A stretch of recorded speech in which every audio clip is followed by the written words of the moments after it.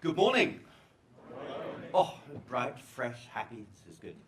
So yes, I know nothing about Erlang, I admit. I'm so sorry. Yeah, I was involved at IBM. I introduced Java into IBM along with 4 other people in 1995, and so I got stuck in that world. You know, it took me longer to get Java open source because I then moved to Sun and got it open source at Sun in 1996. But Erlang was there many years before. So I'd like to tell you all about open source. Open source is now 20 years old. The term open source was coined in 1998 as applied to software. And here's a little bit of the story. Thank you for getting that ready. So what I'm going to tell you is I'm going to tell you some history. I'm going to try and draw some lessons out of the history for you. I'm going to then try and make some predictions about the future. And hopefully, with a following wind, we'll all be finished by just after 10. So let's think about open source, and let's think about before open source. So open source was not actually a new idea. The underlying principle of software from its very inception was about sharing and collaborating. The origins of the open source idea are really in 2 very noble and worthy gentlemen of the past. One of them on the screen there is Bill Joy.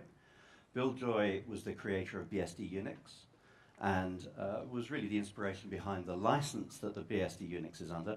To summarize the BSD license for you, the BSD license basically says, here is my really cool stuff, do whatever you want with it, just don't bother me. And that's the BSD license, kind of summarized. It's a bit more legalistic than that in the actual text.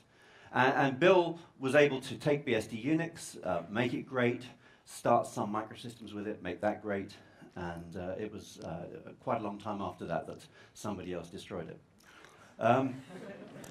Round about the same, I was the last person out the door at Sun Microsystems UK in 2010, so it wasn't me that destroyed it, honest, I was just turning the lights out. The other gentleman on the screen is Richard Stallman. Richard Stallman very much embraced the idea of having the freedom to do what you want with your own things, and was incensed one day when he found he couldn't use his printer properly and decided to do something about it. And in that great spirit of scratching your own itch, he created a complete movement of people who were dedicated to the freedom that they get with their software. He used the term free software, and Richard is a very particular kind of person who doesn't change his vocabulary very often. And he used the term free software to describe a set of freedoms that you need if you're going to be able to scratch your own itch with software. He asserted that it's crucial that every person has the freedom to use software for any purpose, to study the software, to improve it however they want, and to share it with anyone that they wish to share it with. And guaranteeing those freedoms is what lies at the heart of his GNU project, is what lay at the heart of the free software movement. Now that term free software turned out to be a little bit of an obstacle. It turned out that whenever you say free to somebody in the English-speaking world, they think that they don't have to pay. And that's not the point. Really, that's not the point. You really should be paying for all of your free software. Any free software that you're not paying for is software which is going to disappear. You should either be paying for it with your skill or with your money. And if you're not paying for it, then it's going to go away one day. And so in the late 1990s, a group of people decided to do something about this word free. They decided to start a marketing program for free software and come up with a different term that didn't act as a trigger word to people with English as a first language. And the term they came up with was the term open source. Bruce Perens, who was one of the founders of the open source movement, said quite recently that open source is the proper name of a campaign to promote the pre-existing concept of free software to business and to certify licenses to a rule set. And those are all important thoughts. I'm going to dig into those a little bit for you. Christine Peterson was the person who suggested the term open source to the meeting where that decision was taken. Christine hadn't heard the term open source applied to software before. It was actually in fairly common use amongst people who were thinking about what they were doing from about 1995 onwards. I remember it being bandied around a little bit before the formation of the Open Source Initiative. But it was Christine that really got Bruce Perens and Eric Raymond and Tim O'Reilly and a bunch of other people to embrace the term and apply it to software. And the rest, as they say, is history. And now, that little bit of history I've given you is important for clarifying that freedom and commerce may sound the same. You see here the dock cranes of New Jersey adopting the same posture as the Statue of Liberty. Freedom and commerce may look the same, but freedom needs guaranteeing. And if you don't guarantee freedom, it goes away.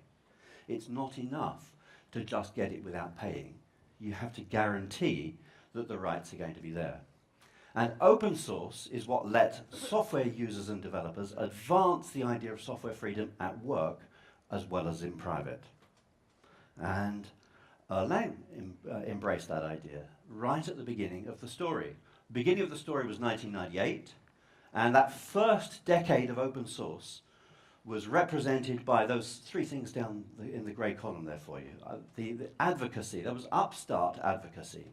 There was in-your-face advocacy. There was advocacy that made Microsoft call open source cancer. There was a lot of discussion about open source licensing. People got really into it, and everyone felt they needed their own license, and we ended up with about 80 of them. And then there were business models. If you went to any conference from around about 2000 onwards, there was always a track on open source business models. It was just like today, there's always somebody pushing Bitcoin. So the Open Source Initiative was formed in late 1998, and it was formed to be an advocacy organization for the idea of open source, particularly focusing on the practical, pragmatic aspects, on the benefits of open source as a methodology. The Open Source Initiative decided not to focus on the ethical dimensions of software freedom because they felt those were already being over-addressed by the free software movement. And so they decided instead to simply focus on pragmatic matters, particularly by being the steward of something called the open source definition. The open source definition was written by Bruce Perens, and it is an adaptation of the Debian Free Software Guidelines. If you look at the Debian Free Software Guidelines of 1998, you'll find that they are absolutely identical with what Bruce wrote as the open source definition. And so the only reason we say they're a derivative is that the Debian Free Software Guidelines have moved on, and the open source definition has stayed pretty much the same. Here's a quick timeline for you. I won't run you through all that, but there's a quick timeline of that first decade for you. I don't know if you remember Microsoft's Halloween documents, but they became an obsession by one of OSI's board members, and OSI's website became all about them for about 5 years. They were the internal documents that were leaked, demonstrating that Microsoft feared open source and was going to kill it by all means possible, possibly by smearing poison on door handles, who knows. So, what made open source licensing succeed? I'm going to suggest to you that open source licensing succeeds for 3 reasons. First of all, because open source licensing crystallizes the consensus of the open source community. Secondly, because it creates a multilateral agreement within a community about freedoms. And thirdly, because it creates a safe space in which you can exercise your business without being interfered with by the technology owner. So crystallization of consensus. This is the license review process. Now, if you decide that you're going to come up with a lovely new open source license, and by the way, please don't, but if you decide you're going to come up with a lovely new open source license, for it to become an open source license as the global community understands it, you're going to have to send a copy of that license to a mailing list called licensereview@opensource.org.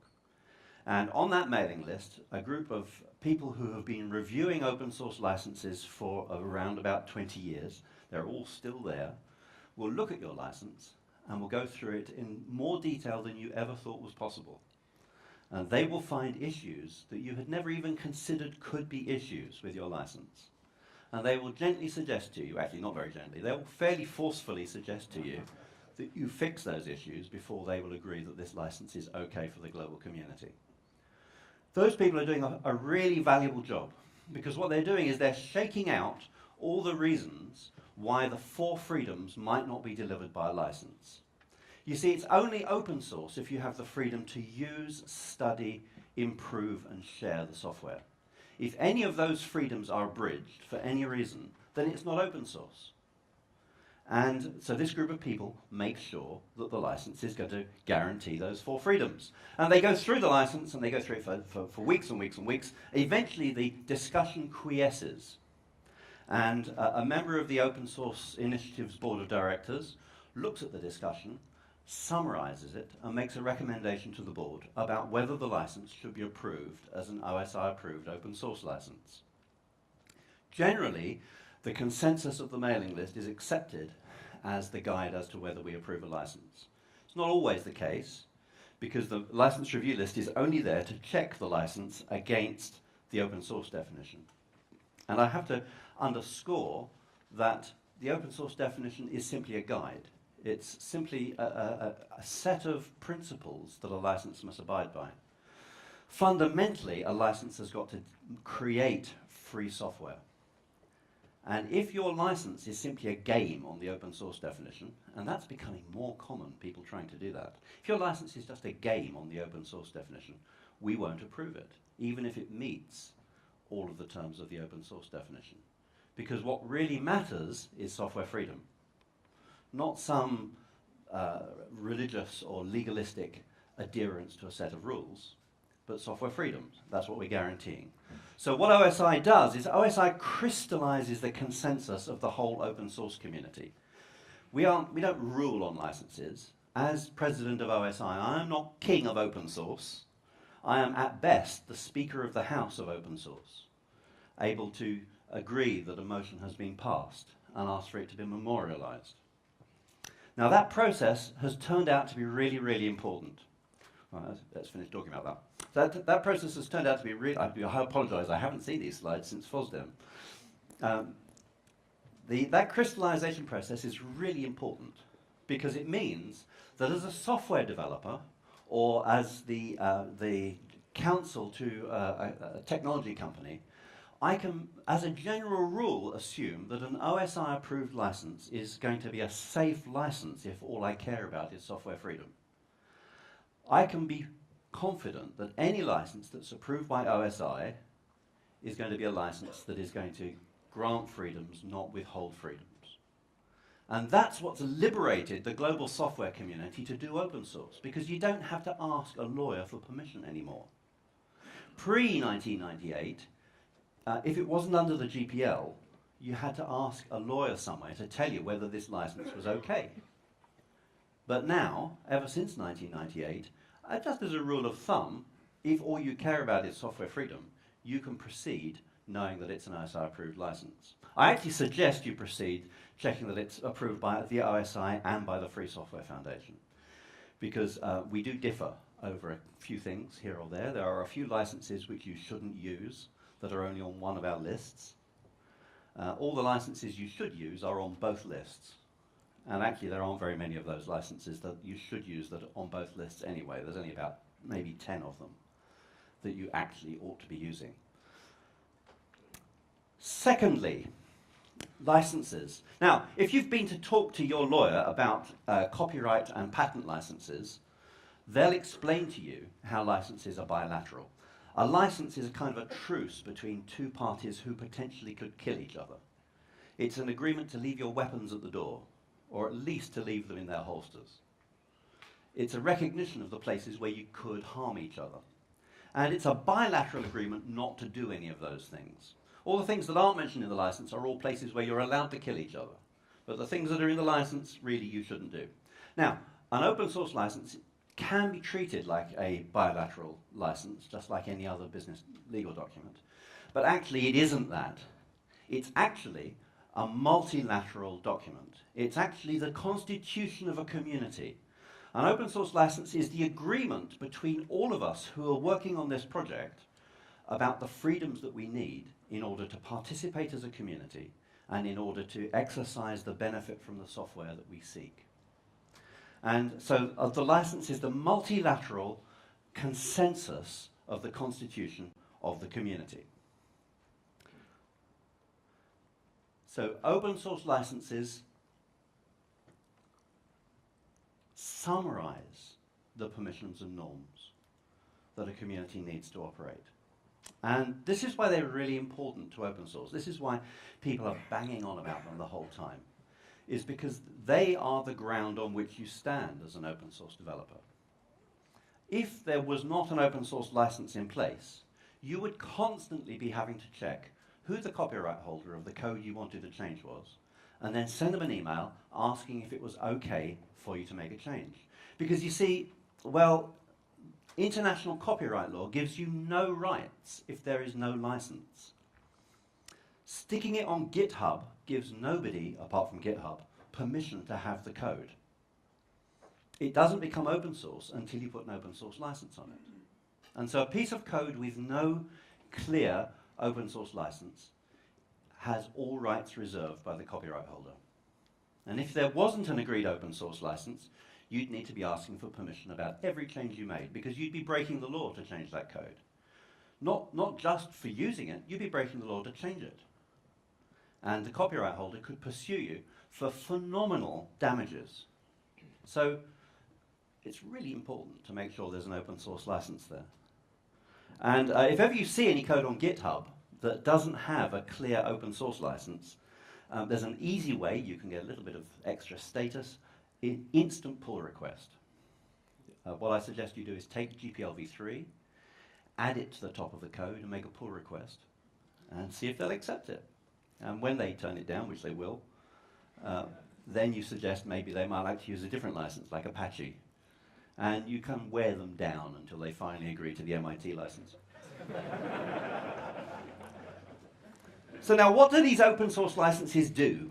Well, they create a safe space. They create a safe space. They create a place where you and I can collaborate over the same piece of code, even though we're competitors. An open source license on OpenJDK, which is dear to my heart, an open source license on OpenJDK allows Oracle and Microsoft to both work on OpenJDK. And they both do, even though they aren't really good friends. An open source license on your software allows you to collaborate with your competitors. Now, why would you want to do that? Why would you want to give everything away like that? Well, open source isn't giving everything away. Open source is a different way to invest your intellectual property. You could take your patents and your copyrights and invest them in creating royalty payments. But if you do that, you'll find you don't make as much money as you thought you were going to, unless you've been able to leverage yourself into an incredibly powerful position in the market. You'll find that you'll make a little bit of money on it, but you'll be hacking away at the code on your own. No one will be working on it with you, and so you'll be paying for all the changes. More importantly, you'll be paying to maintain all the changes. Everything you do, you'll be maintaining yourself. Now, if you make it open source, instead what you're doing is you're taking your copyrights and potentially your patents, and you are buying a community. You're buying code development. You are buying the innovation of people who are not your employees. You are buying maintenance by squadrons of people who you will never have to pay money to. And it turns out that that investment in today's market is a far more valuable investment than trying to get royalties out of patents and copyright. And the only reason you can do that is because you're in a safe space, because open source mitigates control points, isolates business models, and preserves code for unknown others. Let's delve into those things. Mitigating ownership of control points. There's an acronym here, but I won't spell it out to you. Here, somebody got it down there. See, there's a load of ownership in things you make.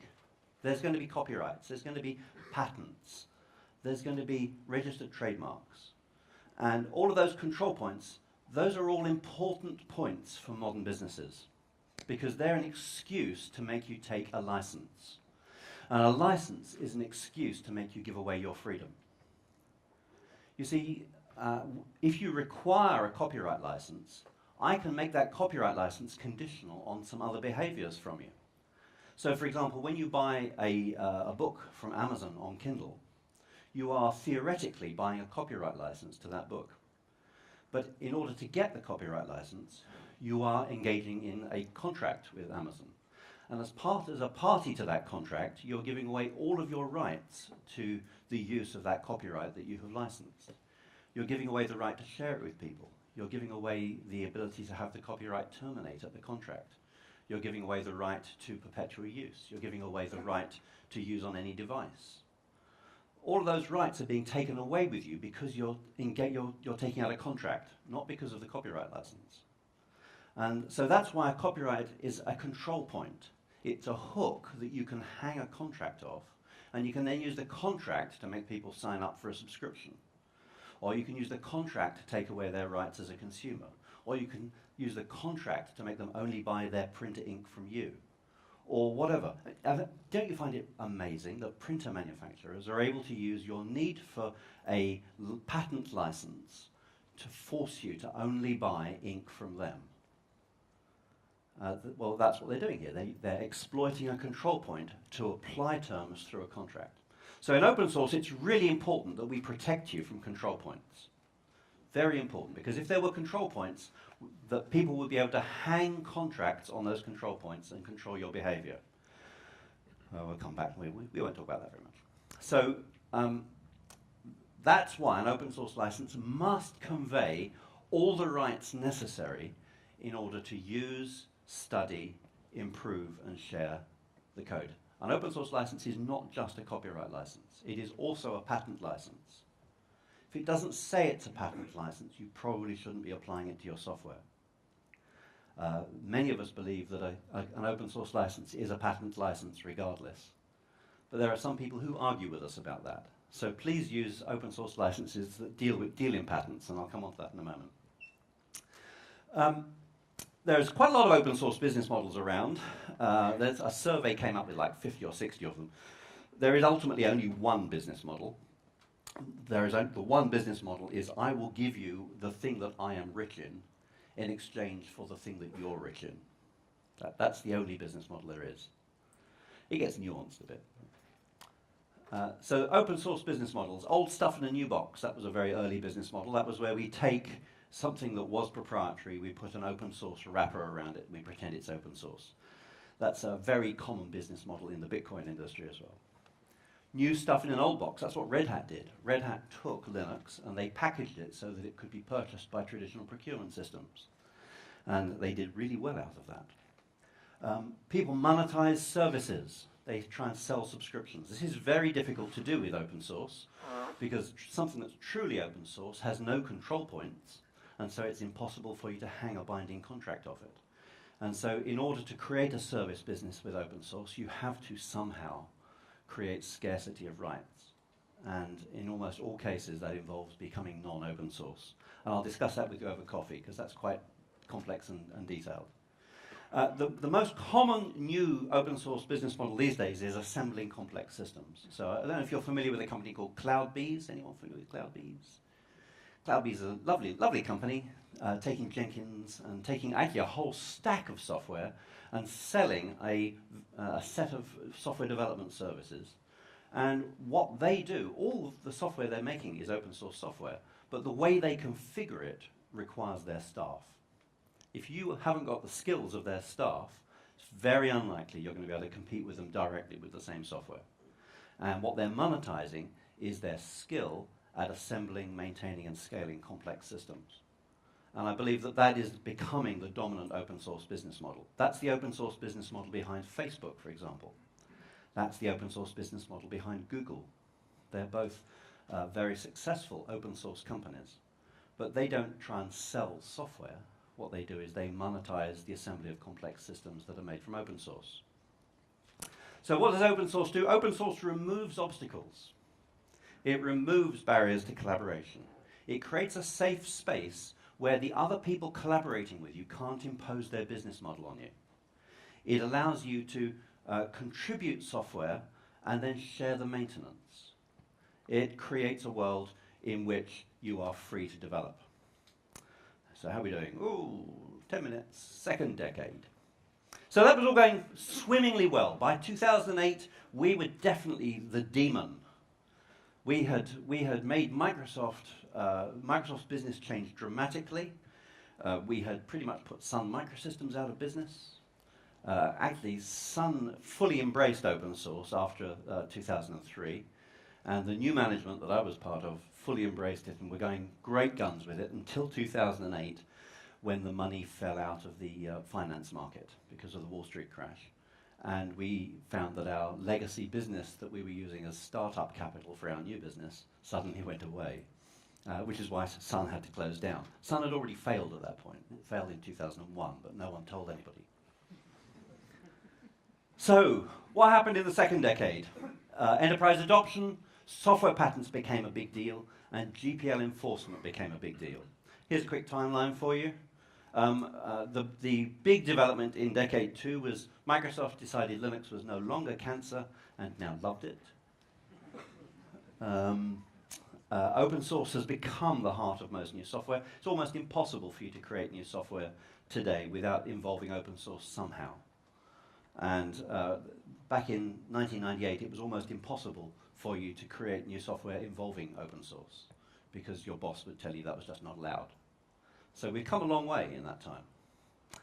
So I told you that open source is about creating a safe space. Well, patents break the safe space. They create the submerged fear that somebody is going to come along and require you to ask permission in the form of taking out a patent license. And so patents break the safe space for an open source community. Now, people say to me that, why do I worry so much about patents? I worry so much about patents because they insert a permission step into the process of creating a software product. And that creates mistrust in a community if there is somebody granting permission and everybody else having to receive it, for example. And that's the reason I'm going to come on to it in a minute, why standards essential patents are such an obstacle in the world of open source. So patents create a permission step, they make developers mistrust the motivations of others, and the result of that is open source developers avoid anything that's got patents in it. We've seen it happen multiple times in the last 20 years. When a patent is found, the developers all migrate away and go do something else.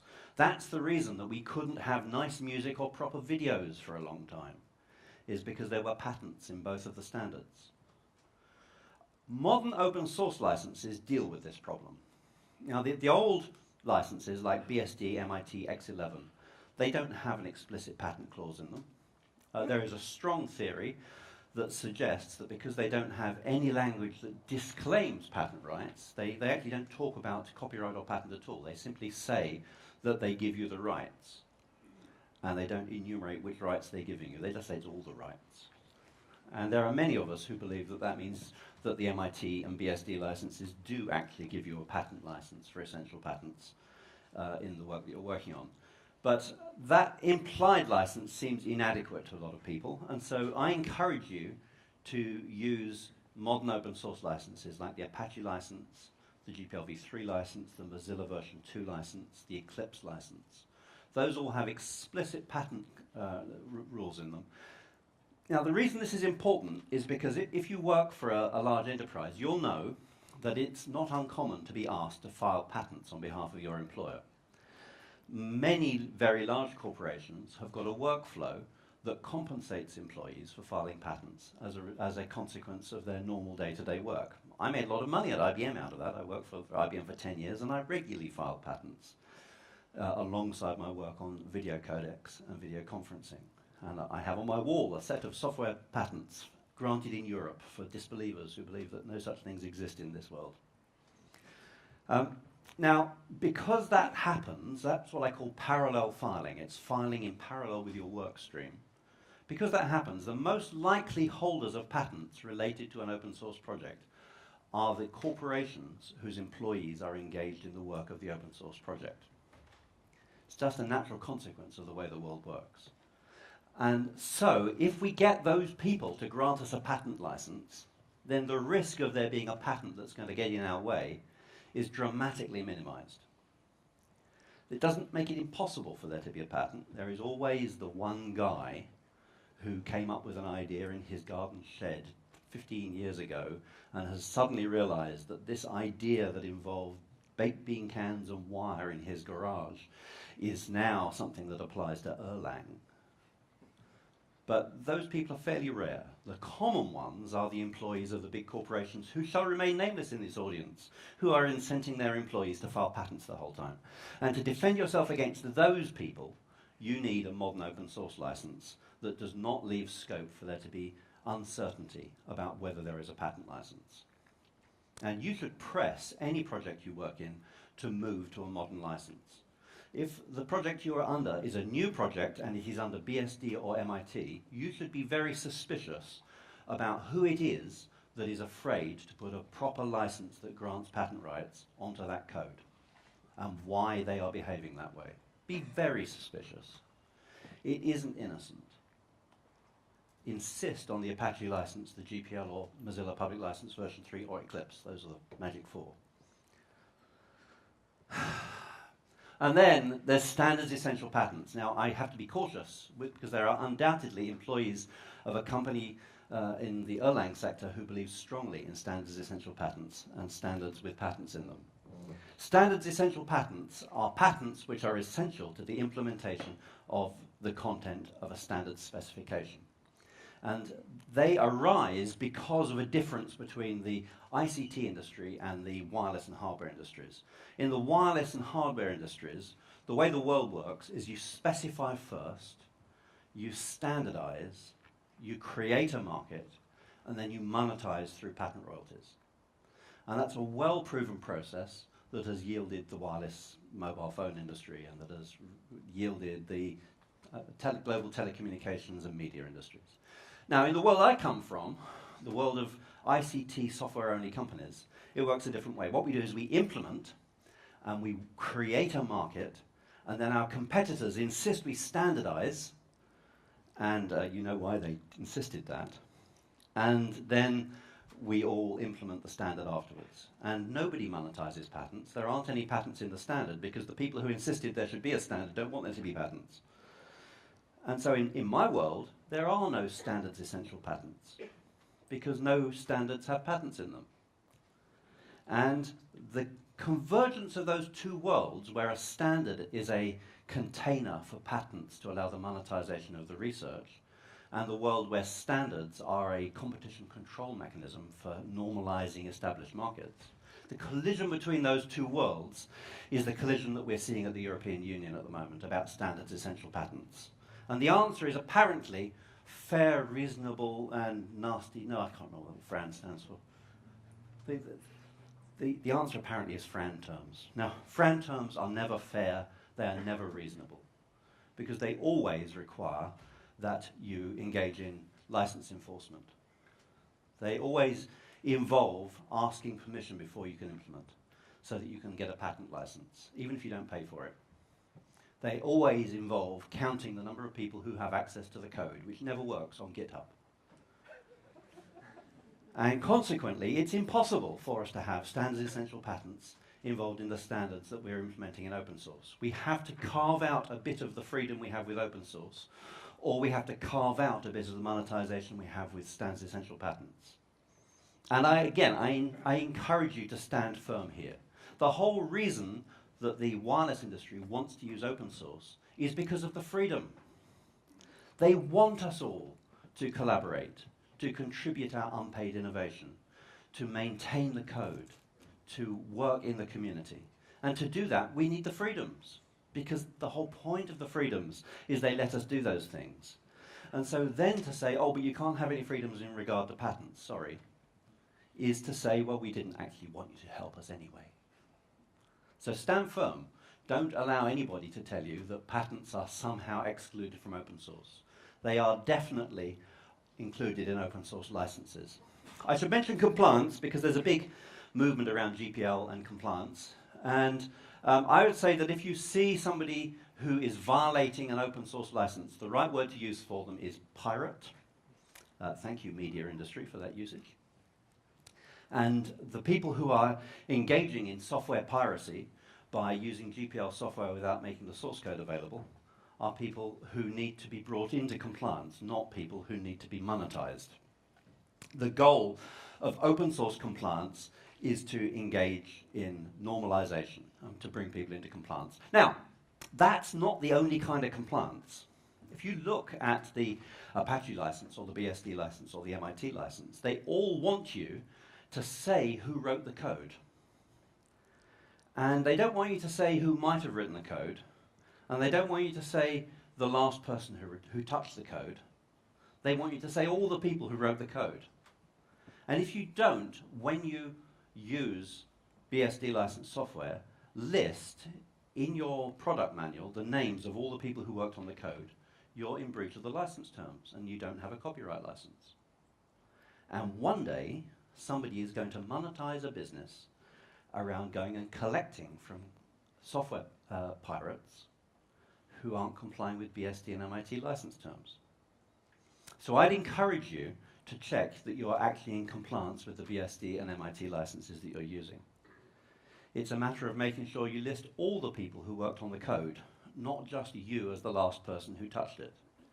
And it's a matter of doing that even when all you're making available is a binary. You read the license. Making the binary available, you've got to say who wrote the code. So what have we learned so far? We've learned that the rules have changed.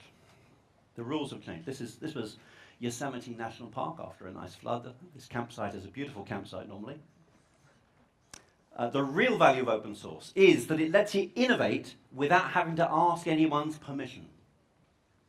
It lets you start where others have already reached rather than having to re-implement yourself. Can you imagine creating OpenStack every time you had to do a cloud deployment for your company?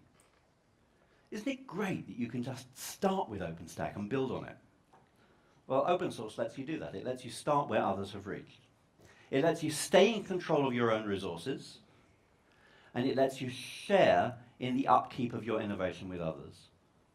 It also provides a vehicle to influence global ecosystems, and it lets you be protected from other people while you do the same thing. And it does all of those things through the 4 freedoms. I'd suggest to you that new technologies are only possible with open source. I don't think you could have scalable cloud systems without open source.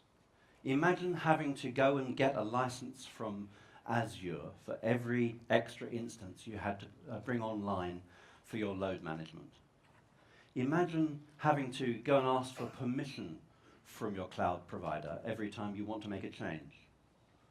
Imagine having to do the license management and be audited for all of the licenses in your cloud instance. There wouldn't be cloud without open source. There wouldn't be IoT without open source. It would just not be possible to have the uncontrolled manufacture of new physical devices if you had to get a license for each instance of the firmware, or if people had to count them out of the factory. So what's coming in the 3rd decade? Well, I would suggest it's assimilation and authenticity. Brief publicity there for OSI. If you work on an open source project, you should be one of our affiliates. If your project isn't on that slide, then come and see me afterwards and become an affiliate. It's free, and it gives you a vote to vote me off the board. So what's coming? So here's my 5 predictions for the 3rd decade. And I reckon I've got about 7 minutes left. So 5 points. There's going to a change of community styles. There's going to be an end to single project companies. I think they're done for. We're going to see licensing continue to stabilize and to begin to consolidate. We're going to rediscover software freedom as a core principle because of new developments. We're going to see new applications for the way OSI does business with crystallization of consensus. So in the 1st decade, communities were made up of enthusiasts, and projects were always interest-focused. They were fairly small and local. In the 2nd decade, many projects got larger, and many projects put themselves inside a charity so that there was a legal entity that could at least own the money and the trademarks and possibly own the code. In the third decade, I think we're going to see a growth of more professional generalists in consortia. We're going to see more things like the OpenStack Foundation, more things like, suddenly my mind goes blank, more things like Linux Foundation, perish the thought. So I think that we're going to see more people who need to be specialist experts in multiple open source projects. You are already getting that way. You're already having to be an expert in all the projects that go into your project. And you just look at anyone's GitHub account and you'll find that they've got copies of all these different projects and they've made all these different pull requests, and it's all the things in the stack that they need for their work.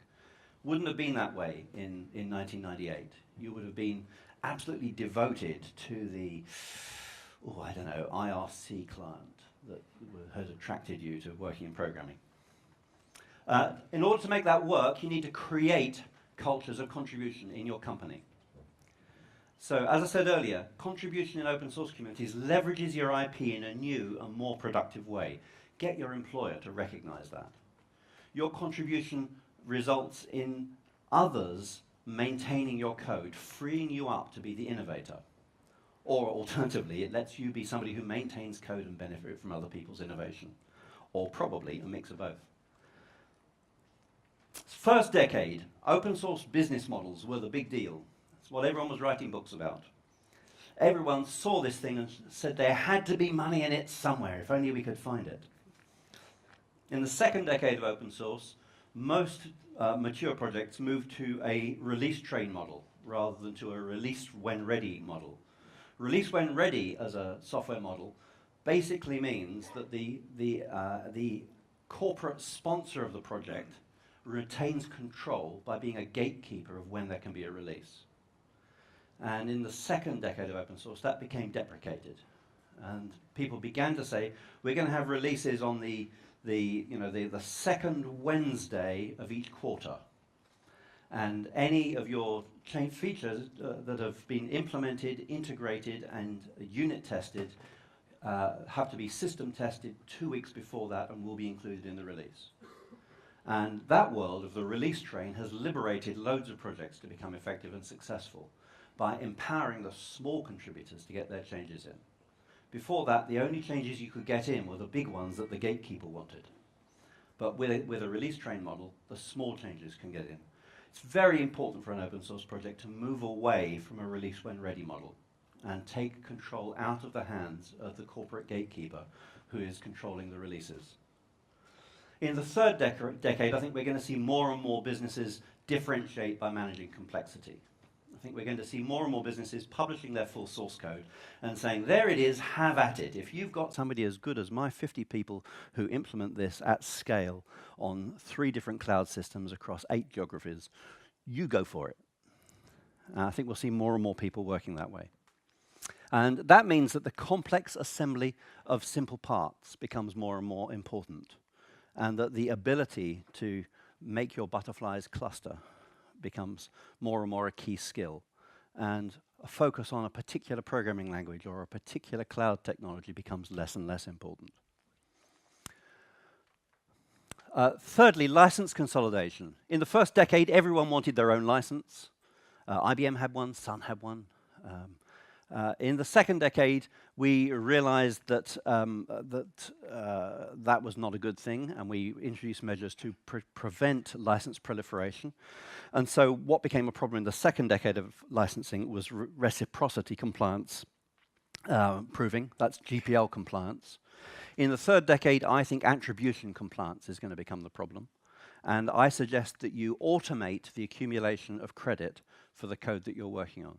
I suggest you make sure your systems keep track of who contributed to the code you're bringing on board, and then accumulate the members of your staff who are contributing to the code so that full attribution can be given. I think it's very important you automate that and that you make it a part of your workflow. I think you should also use only OSI-approved licenses. That sounds self-interested, but it's just a matter of practicality. OSI-approved licenses are licenses that we know don't break anybody's business.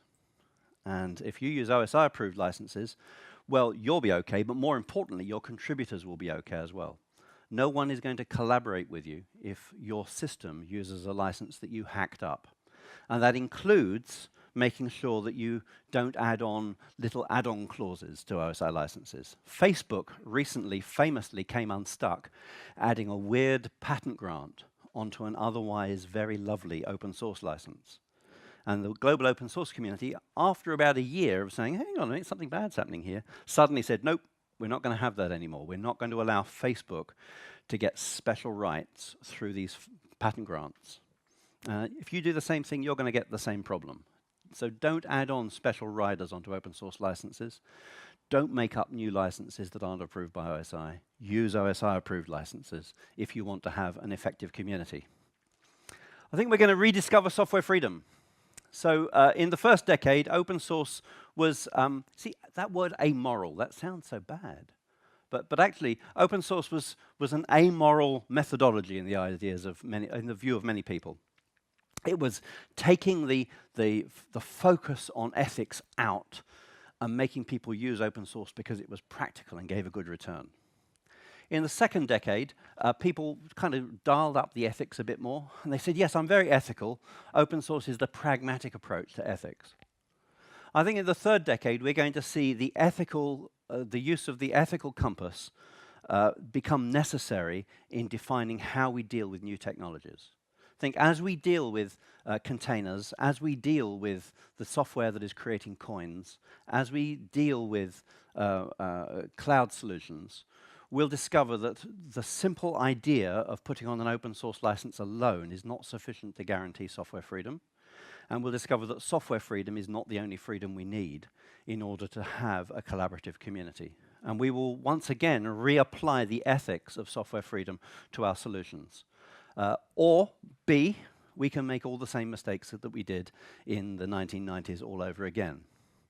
And finally, I think there's going to be new roles for OSI. In the first decade, we applied crystallization of consensus to licenses. In the second decade, we applied the crystallization of consensus to open standards and against license proliferation. In this third decade, we're going to be applying that consensus process to communities and towards the authenticity of communities. And so one of our former directors, Carl Fogel, has just written a very useful paper for Mozilla on understanding the authenticity of open source communities. And I think we're going to see a lot of emphasis on that. We're also going to see a lot of emphasis on replacing grey-haired people with young people. See, it's not all completely grey yet, but quite a lot of us who remember why we did things the way we did them in the 1990s are reaching a point where we're retiring and or dying. And that's a problem, because if I don't tell you how I screwed up at Sun Microsystems over open source in 2005, you will go do the same thing again. So I think we should see an emphasis on mentoring in open source. We should see an emphasis on storytelling in open source. I want to tell you why Sun failed. I want to tell you why we picked the GPL v2 for Java. I want to tell you all these things. And if you know these things, you will understand why you shouldn't undo what I did. Or you'll understand why, under what circumstance, it's okay to undo what I did. If you never ask me, you'll just blunder in there and say, oh, this is an old license, we don't need this anymore, and then realize why I did what I did. So I encourage you, in thinking about open source, to support, this is American language here, C3s instead of C6s. There are two different kinds of entity in the charity space in open source. There's things like the Linux Foundation, and that's a thing called a 501c6. It's a trade association. It's an organization that's funded by its members to act in the interests of its members. And then there's things like OSI. OSI is a 501c3. We are a public charity. So we have got a requirement on us that we act in the public interest and that we do not accept money to act in the interests of our members alone. And you need both of those in the open source segment. You need the C6s because that's where you come together to pay the costs of writing OpenStack. But you need the C3s because we're the people who will stand up and say to you that software freedom is important. And, well, it may break that company's business, and they may be a sponsor of us, but it's my job to tell you that they're doing a wrong thing. I've been saying that, for example, about Black Duck for quite a long time, and they've stopped being a sponsor. Oh well. So please support C3s as well as C6s. Get your employer to sponsor C3s like OSI or like the Free Software Foundation Europe or like the Free Software Foundation or Software Freedom Conservancy. And do please promote them alongside your other interests. Oh, look at that. That looks like proprietary software, Gurpreet. Thank you. So here is your lifestyle for the third decade. Create cultures of contribution at your business. Explain why open source is investing IP in a different way of being profitable. Become skilled in the complex assembly of simple parts, because that's the vital skill for the third decade. Focus on accumulating and automating compliance, rather than doing it after the fact, after you've already been sued.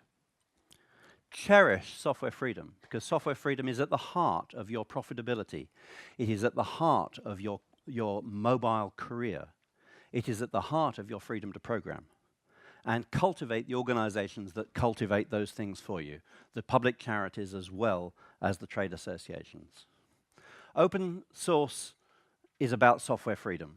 And software freedom remains at the core of software projects that succeed. And I believe it will do for the foreseeable future.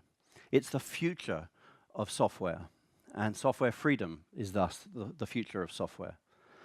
We need to make sure that we remain united in pursuing software freedom. Our employers will sometimes try to divide us.